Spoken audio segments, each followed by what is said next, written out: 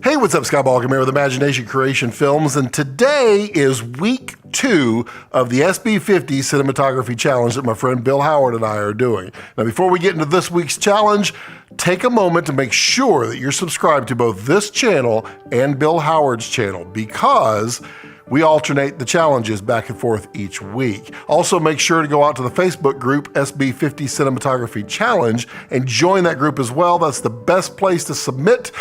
In fact, it's the only place to submit right now because we don't really have any other way to do it where we can all interact with each other. Now, we're going to be going over some of the footage that you've been submitting already in another week. We're going to give it a couple of weeks to begin with so that the slow growth that happens on these groups, that there's enough time for people to submit and we can have enough that we can all talk. Also, don't forget to go out to the Facebook group and talk to others and talk about what you like and don't like about other people's work that they're doing. I mean, don't be mean, just, hey, I would have liked to have seen this, or hey, I love what you did here. It's about growing together. So don't be afraid to say what you think, and don't be afraid to accept accolades or criticism, because what we're trying to do is form better everything as cinematographers. So just don't be afraid of that, because this is not what this is about. No one is out there trying to pick on anybody. We're just all learning, and you can learn something from every single person you meet, so why not do it as a group together? So this week's challenge is the tilt. Now, the tilt is just like the pan, except it's vertical. Wow, like you didn't know that. Yeah, we're starting off with the easy ones, but also the most important ones, because the pan and the tilt together, which we'll do at a later date, but they form the building blocks of every move that you would ever want to do with cinematography. So the tilt that we're talking about, well, what it's used for is the same way that pan is to reveal inside, or to kind of give us a sense of surroundings, or to provide suspense.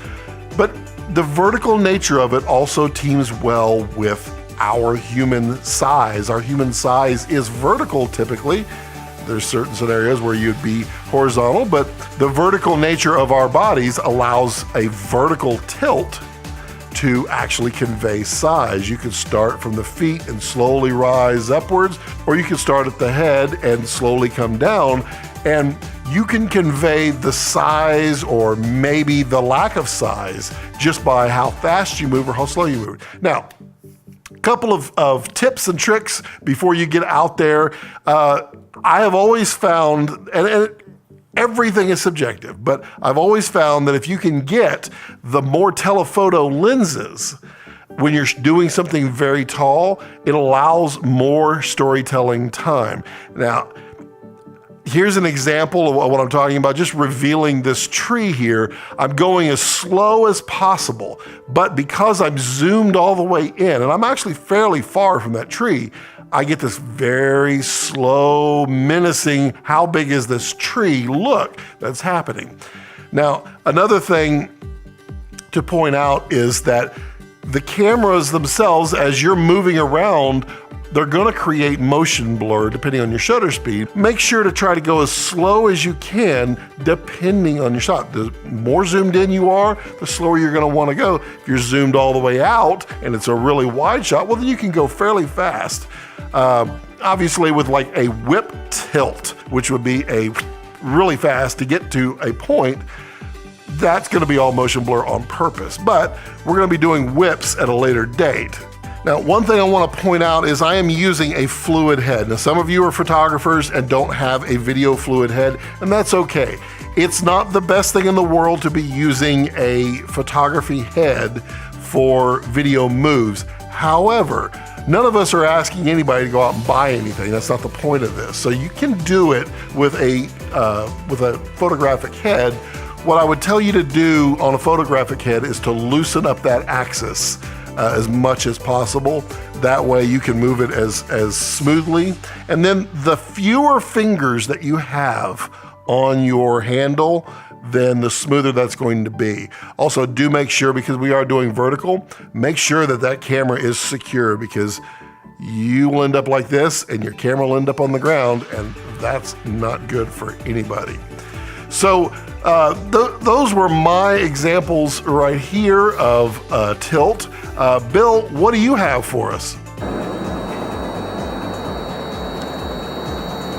Whoa, whoa, whoa, whoa, whoa, whoa, whoa. There we go. Hey, Scott. The tilt, much like the pan, is one of the simple moves, and it can do so many things other than just go up and down. Yes, it has to go up and down, but it can tell so many different stories. And so I've got two examples here for you. I've shot these over the past, one this morning and one last night. And the first one just is simple. It's using the tilt to follow the subject.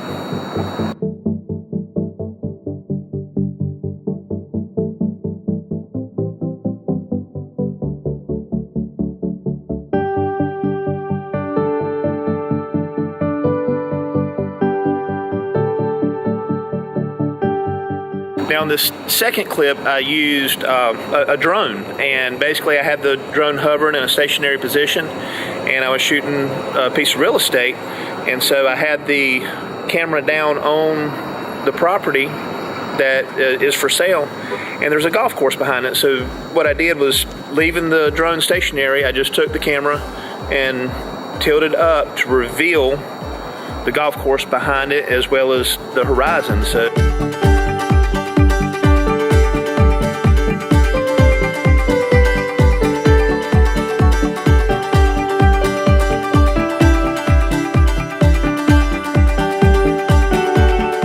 again, it tells great stories, and I hope this helps in the creativity for everybody. And back to you, Scott. Well, thanks, Bill. Yeah, those are fine examples. And a drone is another great way to do it. Thanks for throwing that in there. The drone, everything works in drone photography or videography as well as with just a tripod. So don't be afraid to use your drone for some of these, because they all apply, and you can actually start applying all these techniques to your drone footage, and it's going to turn out really, really nice. So go out there and do your best. Don't worry about it.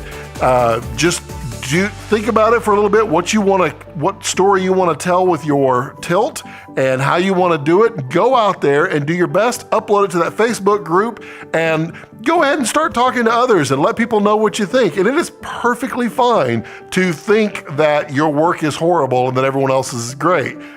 We all think that way. It's nothing new. So your work is not horrible. We all start from somewhere and we end up where we want to be if we work at it. So all you have to do is just keep challenging yourself every week and making sure that you're taking something away from just what you did and what others did, and you apply it to your next, and you're going to become fantastic cinematographers, I promise. So as I always like to leave it, don't let your passions center around your life, let your life center around your passions.